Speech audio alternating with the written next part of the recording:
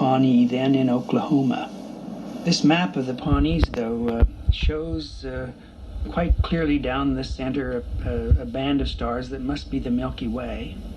And it shows enough other features that we now know in the sky, like the Corona Borealis, like Orion probably. The Big Dipper is there. I find it interesting because if you look at the images closely, you'll see they were drawn as four-pointed crosses, not a five-pointed pentagram like ours or six-pointed, but always a cross. And I think that represented also the Plains Indians' obsession with the four cardinal directions, north, east, south, west, which was a very big part of the lives of the Indians of the Plains. Quand il fumait le calumet de la paix, c'était un peu ça, non? Oh, yes, right. Well known from movies today, I think, to most of us, is the fact that the Indian passed a peace pipe when you and I were to come to visit them. We would be seated in their teepee and be granted the chance to take a ceremonial puff on this pipe that was passed around made out of pipestone. The proper way to do that was to take 6 puffs. One was for north, one was for east, one south, one west, one for up, and one for down. It shows that they were very interested in orientation, and that they had a delightfully, what we would call Cartesian coordinate system with nice right angles in there.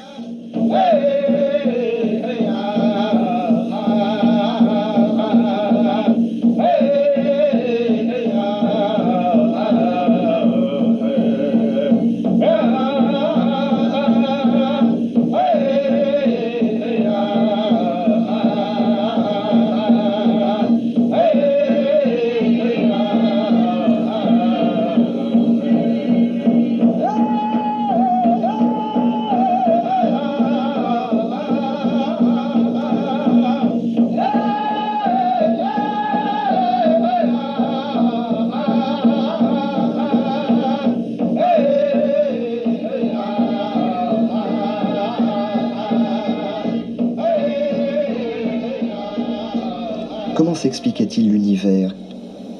If we ask the question, but did they understand the makeup of the universe? Did they understand, for example, that the star that they watched and timed very closely, Mars and Venus, the moon, they certainly were very interested in the sun. Did they understand that there was a solar system? That perhaps that these were bodies like the Earth rotating about it? They watched the movement of the sky very closely. They knew the stars. It should be no surprise to us for people who lived out of doors and their entire life was guided that way. They saw the sun as a primary object of worship, as the moon. And they saw the sky as one of the parents of people and life on it, the Earth being the other partner. So there was a very strong religious tie there, first of all. They saw the Milky Way, the Indians of the Plains, that is, saw the Milky Way as a path in the sky, a spirit pathway that the dead would walk after they were gone. So when we ask the question about their cosmology, it's not unlike our being asked something about, but what is God? What is your God? What is he made of? How does he work? That's not a question you ask, perhaps, because it was a part of their religion. What we'd like to know, of course, is did they have a picture of the universe? If they saw things like the eruption of the supernova in 1054, as I believe they did, and recorded it in rock, did they appreciate what a supernova was?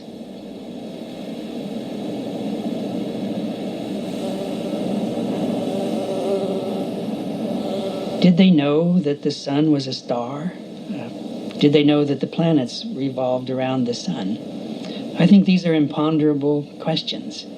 We must remember that the Indians of North America, north of Mexico, had no written language.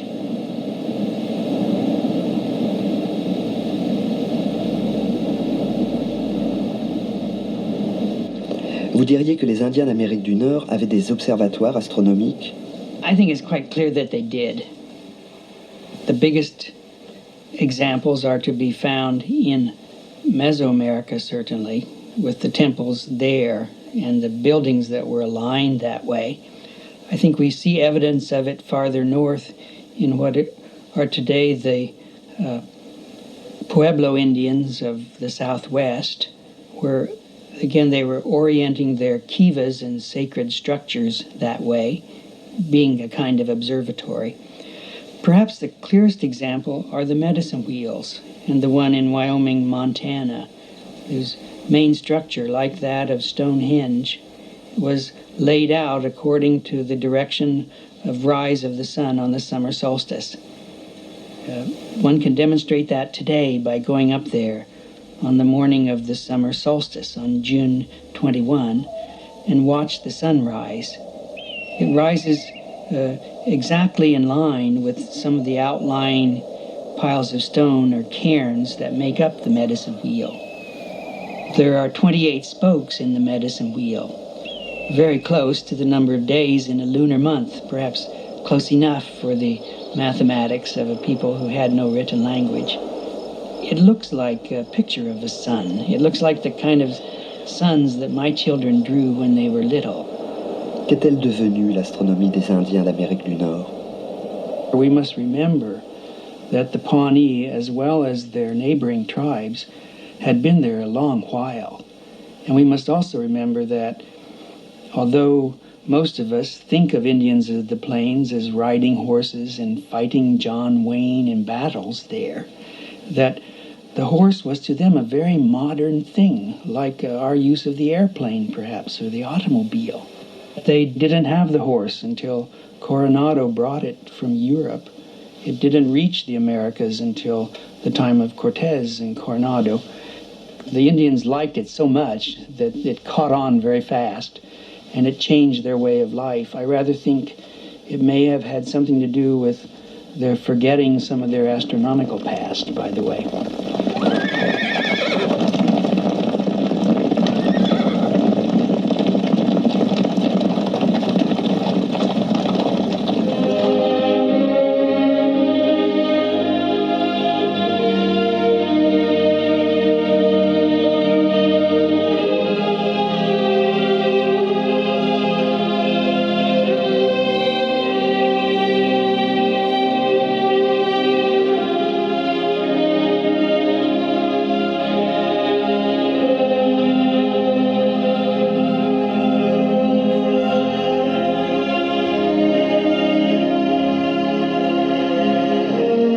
Que sont-ils devenus les Grecs 1000 ans plus tard?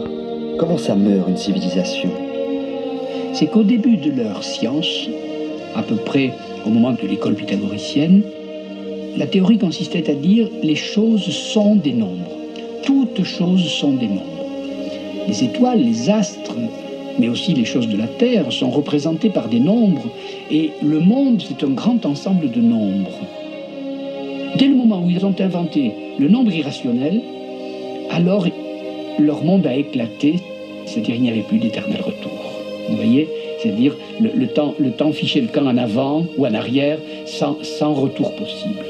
Il y a là une sorte d'harmonie secrète entre arithmétique et théorie du monde. Et ils sont partis, ils ont quitté Athènes avec armes et bagages, et ils sont partis tout simplement à l'ennemi. Ils sont allés dans le palais du roi de Perse qui les a reçus, et là, le relais a été pris. C'est-à-dire, vous savez ce que c'est que le croissant fertile? Le croissant fertile, c'est ce qui va en gros de Byzance jusqu'en Égypte. Vous voyez, eh bien, on dirait qu'il recule là. Les foyers culturels, scientifiques brillent d'un vif éclat à cet endroit, c'est-à-dire, et remontent tout doucement de la Perse vers ce qui est actuellement l'embouchure de la Moudaria. Vous voyez, il y a là un foyer intellectuel qui brille d'un très très vif éclat entre la fin de l'Antiquité grecque et le redémarrage, c'est-à-dire le relais qui est pris par la civilisation d'origine arabe et musulmane. Et il y a une sorte de balancier, cela passe d'Athènes vers cet endroit qu'on appelle maintenant l'Ouzbékistan, n'est-ce pas? Tachkent, Samarcande, etc. Et ça revient tout doucement vers l'Occident, et nous retrouverons cela en langue arabe bien plus tard.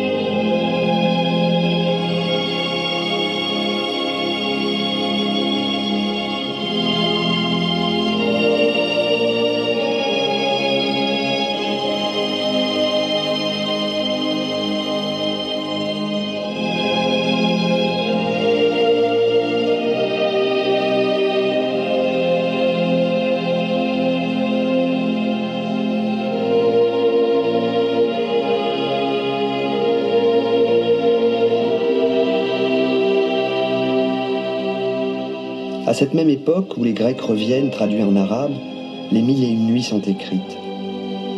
Ça a un rapport avec l'astronomie, les 1001 nuits. Les 1001 nuits ne sont pas seulement un récit tout à fait fascinant qui revient sans arrêt comme ça. C'est aussi un traité de beaucoup de savoirs de l'époque. Et à ma connaissance, il n'y a pas de meilleur traité sur les machines. Il y a dans les 1001 nuits des machines à eau, des machines parlantes, un peu dans le genre automate, et qui sont certainement non seulement les ancêtres de nos automates, qui sont faits pour s'amuser, mais de façon plus raffinée, les ancêtres sans doute d'une technologie qui va aller plus loin, qui va toucher jusqu'à nos moteurs actuels, vous voyez. Il y a dans tous les textes de ce genre, comme dans l'Odyssée, où qui sont des textes très anciens, et où il y a de l'optique, de la théorie des vaisseaux, de la théorie des marées, et ainsi de suite, on peut trouver un savoir très précis dans des textes littéraires de ce genre.